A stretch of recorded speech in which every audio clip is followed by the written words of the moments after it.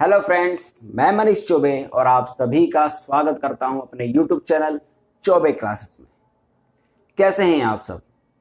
हम लोग परसेंटेज की क्लास को देख रहे थे और आज उसी क्रम में हम लोग आगे बढ़ते हैं। आज की जो परसेंटेज की क्लास होने वाली है वो जो बीता हुआ परसेंटेज की क्लास है उससे थोड़ा सा अप लेवल होने वाला है, उससे थोड़ा सा अप लेवल होने वाला है। बहुत लेवल अप नहीं होने वाला है, थोड़ा सा, ताकि मैं स्टेप बाय स्टेप आपको चीजें समझा सकता हूँ। ठीक है, तो चलिए ज्यादा समय वेस्ट नहीं करते हैं, आपके सामने पहला क्वेश्चन लगाते हैं, जरा उसको देखिएगा कि वो आपसे क्या कह रहा है।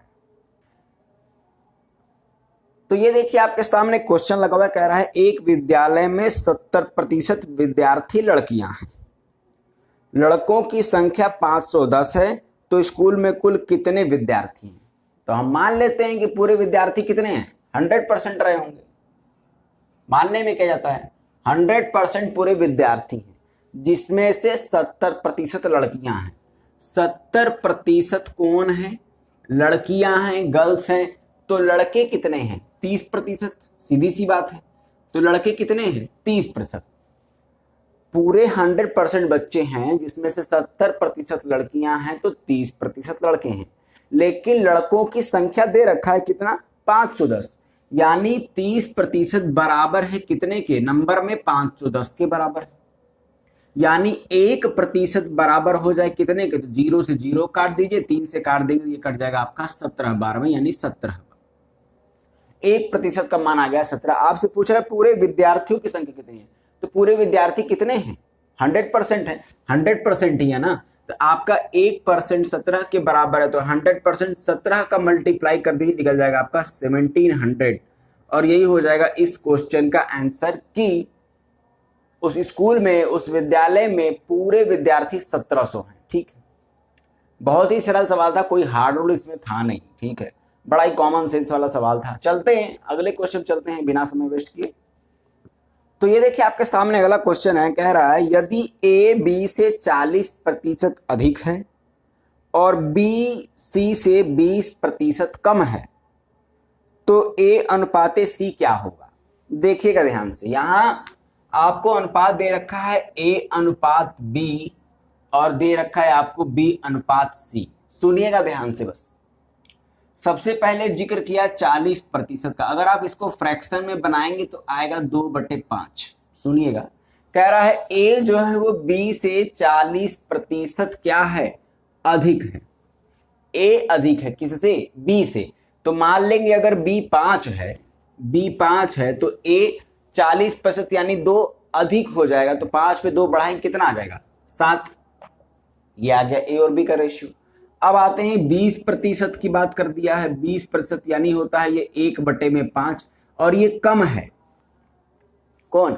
बी जो है वो सी से 20% कम है, यानी कि अगर सी 5 होगा तो बी उस पर 1 कम हो जाएगा। 20%, उस 5 का 20% क्या है? 1, उतना कम कर दीजिए, तो 5 पे 1 गया, बचेगा 4, यही बचेगा। अब आपसे जानना चाहता है कि ए अनुपाते सी कितना होगा। तो एक बात जरा सुनिएगा, इस रेशियो में बी का वैल्यू 5 है और इस रेशियो में बी का वैल्यू 4 है। ठीक, जो कि पॉसिबल नहीं हो सकता है। ये 5 है तो ये भी 5 होना चाहिए, ये 4 है तो ये भी 4 होना चाहिए। इस केस में आप क्या करेंगे? 5 और 4 का एलसीएम ले लेंगे, जो कि आ जाएगा आपका 20। इतना तो आपको आता ही होगा। यानी 5 और 4 का एलसीएम आप ले लेंगे। 5 यहां मैं लिख देता हूं, 5 और 4 का क्या ले लेंगे आप? एलसीएम। और एलसीएम आएगा कितना? 20। यानी इसकी जगह पे भी 20 होने वाला है और इसकी जगह पे 20 होने वाला है। अच्छा ये बताइए, इस 5 को 20 बनाने के लिए आपने कितने का मल्टीप्लाई किया था? 4 का मल्टीप्लाई किया है, तो 4 का मल्टीप्लाई कर दिया। लेकिन रेशियो है, मैंने 4 का मल्टीप्लाई इधर किया है, तो क्या इधर नहीं करेंगे? बिल्कुल करेंगे, वरना रेशियो गड़बड़ हो जाएगा। तो 4 का मल्टीप्लाई इधर कर दिए। उसी प्रकार इस 4 को 20 बनाने के लिए कितने का मल्टीप्लाई किए? 5 का किए हैं, तो 5 का इधर कर दिए। अब इधर किए तो इधर भी करना पड़ेगा, क्योंकि रेशियो है। कर देते हैं 5 का मल्टीप्लाई, तो ये हो जाएगा आपका 28:20, और ये हो जाएगा 20:25। ए का मान कितना आ गया? 28। बी का मान आ गया 20, बी का मान आ गया 20, सी का मान आ गया 25। अब बी इक्वल हो गया। अब कोई दिक्कत नहीं, जिसका रेशियो पूछे बता दीजिए। आपसे पूछा A/C, तो A कितना है? 28, सी कितना है 25, और यही हो जाएगा इस क्वेश्चन का आंसर।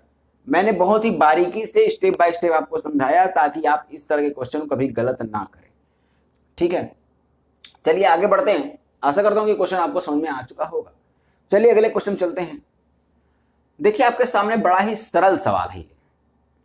दो संख्याएं तीसरी संख्या से क्रमशः 20% तथा 50% अधिक हैं।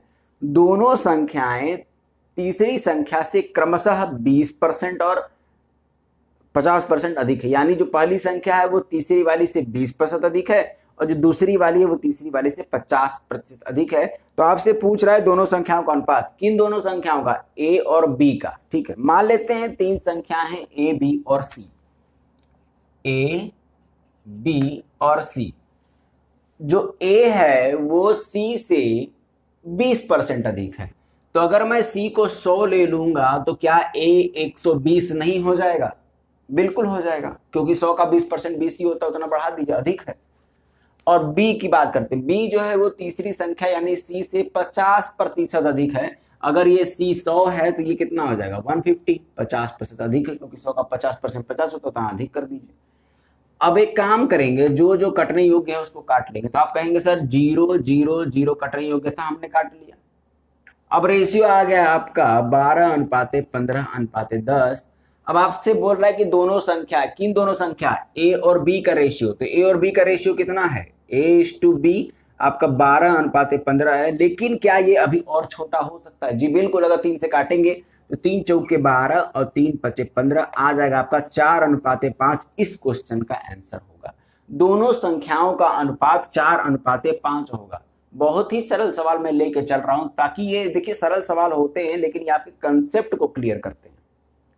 ठीक है, अभी मैं हाई लेवल क्वेश्चन रख दूंगा, उसमें मैं सारे कंसेप्ट को मैं लगा दूंगा, लेकिन आपको नहीं समझ में आएगा।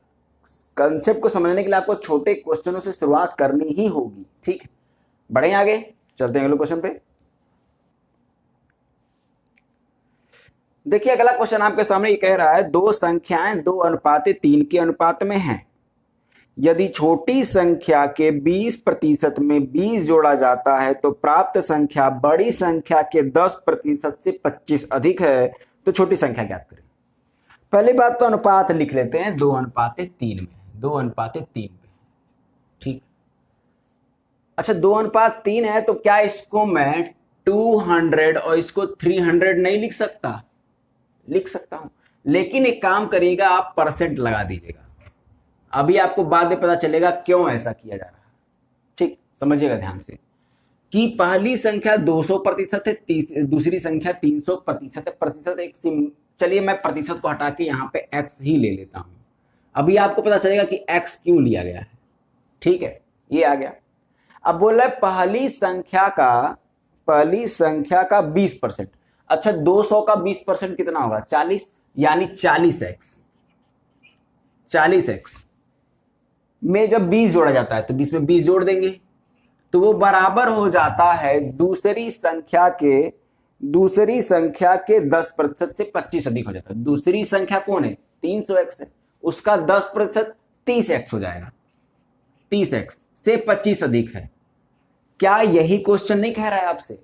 यही क्वेश्चन कह रहा है कि ये दोनों अनुपात में थे तो इसको हम 200x मान लेते हैं, इसको 300x मान लेते हैं। इसका जो 20% है उसमें अगर 20 जोड़ते हैं तो वो दूसरी संख्या के 10% से 25 अधिक होता है। यही होता है। तो बस यहां से अब आपको x का वैल्यू निकालना है। ये 40x है, ये 30x है, इसको पास बुला लीजिए। 40x माइनस 30x ये बराबर हो जाएगा यहाँ पे आपका 25। ये 20 यहाँ प्लस में इधर आएगा तो माइनस में हो जाएगा, यानी 10x बराबर हो जाएगा आपका 5। यानी x का मान आ जाएगा 5/10, जो कि आप कह सकते हैं कि 1/2 होगा। अब आपसे जानना चाहता है कि छोटी संख्या कौन सी है। अच्छा 200x छोटा है या 300x छोटा है? 200x छोटा है, तो 200x का मान निकाल लीजिए। 200x मैं लिख दे रहा हूं, तो इसको लिखेंगे 200 गुणे x का मान कितना आया? 1/2। काट देंगे तो आ जाएगा आपका 100। 2 से ये कट जाएगा कितनी बार में? 100 बार में। यही हो जाएगा इस क्वेश्चन का आंसर, यानी छोटी संख्या होगी 100। ठीक है, आसान था सवाल, बस थोड़ा सा लॉजिक लगा है इसमें। आशा करता हूं कि आपको ये समझ में आया होगा। ठीक है, बढ़ते हैं अगले क्वेश्चन पे। ये देखिए आपके सामने एक क्वेश्चन लगा हुआ है। x के पास y से 2 गुना रुपया है। और y के पास z से 50% अधिक है। यदि तीनों के रुपयों का औसत 110 है तो x के पास कितने रुपए हैं? देखिए बहुत ही सरल सवाल है, देख लेते हैं। एक्स वाई जेड कोई तीन लोग हैं, ठीक। x जो है वो y से 2 गुना पैसा रखा है, लेकिन y कितना रखा है? y z से 50% अधिक रखा है। यानी अगर जेड जी 100 रुपए रखे होंगे तो इनके पास 150 रुपए होगा, और अगर y के पास 150 रुपए होगा तो x के पास उसका डबल यानी कि 300 होगा। अब आप रेशियो निकाल लीजिए, 0 0 0 खत्म हो गया, ये बचेगा आपका 30 15 और ये बचेगा आपके पास 10। ये आ गया रेशियो आपका। अब आपसे पूछ रहा है कि इनका, पहले बात तो दिया हुआ है इनका औसत कितना है? 110। अच्छा, औसत क्या होता है? तीनों को जोड़ के, चूंकि तीन लोग हैं 3 से भाग करेंगे, इन सभी को जोड़ के 3 से भाग करेंगे तो औसत आ जाएगा। जब आप इनको जोड़ेंगे तो ये आ जाएगा आपका 55। अब 55 तो आ गया पूरा, जोड़ने पर औसत निकालने के लिए आपको 3 से भाग करना पड़ेगा क्योंकि 3 संख्याएं हैं, ठीक। ये जो औसत आपका 55/3 आ रहा है आपके हिसाब से, लेकिन एक्चुअल में कितना दे दिया है? 110, ठीक। तो आप काटेंगे 55 एकम 55, 55 से काट देंगे 2 बार में कट जाएगा, यानी आपका 1 आ जाएगा। अच्छा, ये 3 इधर नीचे इधर भेज देंगे, 2 गुणे 3 हो जाएगा, जो कि आपका 1 का मान आ जाएगा 6, ठीक है। ये मुझे करना नहीं चाहिए था लेकिन मैंने कर दिया ताकि आपको समझ में आ जाए, यानी 1 का मान आ गया है 6। क्लियर है? अब आपसे क्या जानना चाहता है? अब आपसे ये जानना चाहता है, ये कह रहा है कि x के पास कितने रुपए हैं। तो बताइए x के पास आपके हिसाब से अभी कितने हैं? 30। आपका 1 उसके 6 के बराबर है, तो आपका 30 6 से गुणा कर दिए, 6 18 180 रुपए, यानी x के पास कितने रुपए हैं? 180 रुपए हैं, ठीक। बहुत ही सिंपल सवाल था, कोई बहुत टफ सवाल नहीं था, ठीक। लॉजिक लगाएंगे तो क्वेश्चन तो चुटकियों में हो जाएंगे, बशर्ते आपको लॉजिक लगाने आना चाहिए, ठीक। चला जाए अगले क्वेश्चन पे, चलते हैं, बढ़ते हैं आगे। ये देखिए आपके सामने एक क्वेश्चन कह रहा है, एक संख्या से जब 15 घटाया जाता है तो वह घटकर 80% हो जाती है, तो उस संख्या का 40% कितना होगा? देखिए बहुत ही सरल सवाल है, ये भी ध्यान दीजिएगा।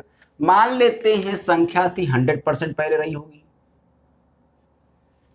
पहले 100% रही होगी, फिर वो 80% हो जाती है। कब 80% होती है? जब उसमें से 15 घटाया जाता है। तो ये बताइए 100% से 80% हो गई है, कितने प्रतिशत कम हो गई है? तो कहेंगे सर 20% कम हो गई है। लेकिन एक्चुअल नंबर में कितना कम हुई है? तो कहेंगे सर 15, यानी आपका 20% उसके 15 के बराबर है। जानना चाहता है कि उस संख्या का 40%। अब बताइए 100 का 40% क्या होगा? 40 ही तो होगा, यानी 20 का वैल्यू आ गया है 15, तो 40% का वैल्यू कितना आएगा? 20 को 40 बनाने के लिए 2 का मल्टीप्लाई किया, तो इधर भी 2 का मल्टीप्लाई करके खत्म करिए, 15 दूना 30। यही हो जाएगा इस क्वेश्चन का आंसर, कि उस संख्या का 40% कितना आ जाएगा? 30 आ जाएगा, ठीक है। आशा करता हूं कि आपको ये समझ में आ चुका होगा, बहुत ही छोटा सवाल था ये। मैंने मान लिया कि संख्या 100% रही होगी, जब उसमें से 15 कम किया तो वो 80% के बराबर हो गई। हमने परसेंट में चेक किया तो 20% कम हो चुका है, यानी 100% से 80% गया तो 20% गायब हुआ ना।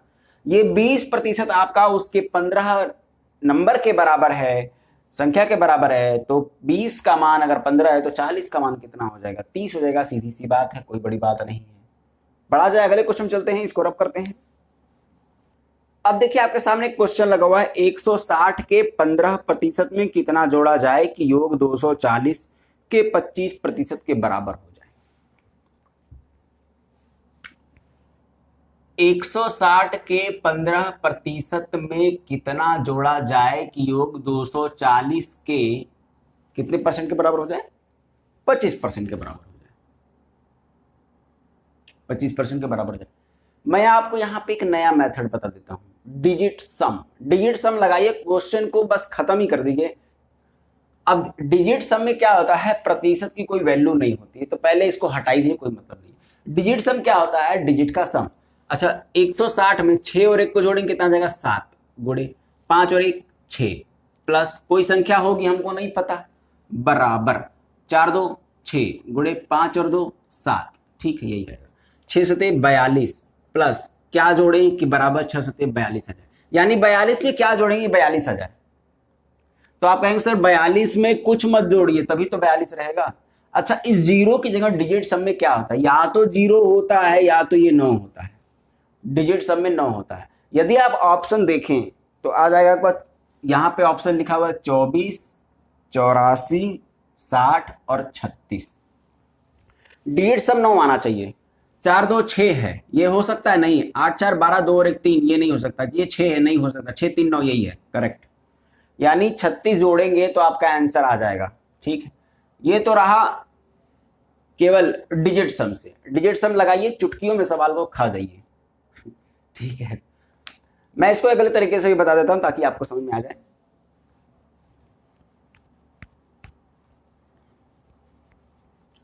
तो नॉर्मल मेथड से मैं बता देता हूं जो आप प्रीफर करते हैं। देखिए, 160 का 15% में क्या जोड़ा जाए कि 240 के 25% के बराबर हो जाए? अच्छा, 160 गुणे क्या 15/100 होगा ये, प्लस क्या होगा कि 240 गुणे में 25/100 हो जाए, यही होगा। काटा पेटी कर लीजिए। 25 से कम 25, 25 चौका 100, 4 से काट देंगे तो ये आपका कट जाएगा 60। अब यहां आ जाइए, यहां पे आप 0 से 0 काट दीजिए। 5 से काटेंगे तो कट जाएगा 5 3 15, 5 दूनी 10, 2 से काट देंगे तो ये कट जाएगा आपका 8 3 24। 24 में क्या जोड़े कि 60 के बराबर हो जाए? तो 36 होगा। सीधी सी बात है। 24 में 36 जोड़ दीजिए, आपका 60 के बराबर हो जाएगा। ठीक है, दोनों मेथड मैंने बता दिया, जो आपको सरल लगे कर दीजिएगा। जो बोला था मैंने वही लिखा है, उसको सॉल्व किया है मैंने। अपने से कुछ अलग चीजें इसमें नहीं की है। ठीक है, इसके पहले वाले में डिजिट सम का उपयोग किया हुआ था। डिजिट सम एक अच्छा कंसेप्ट है, अगर वो आपको आता है तो आप बड़े बड़े सवालों को चुटकियों में कर सकते हैं, बशर्ते उसका जो कंसेप्ट है वो अच्छे से क्लियर होना चाहिए। ठीक है, तो चलिए आज क्लास को यहीं पर रोकते हैं। अगले वीडियो में आपसे फिर से अच्छे क्वेश्चनों के साथ मुलाकात होगी और अच्छे अच्छे ट्रिक भी लगेंगे। ठीक है, तब तक के लिए धन्यवाद।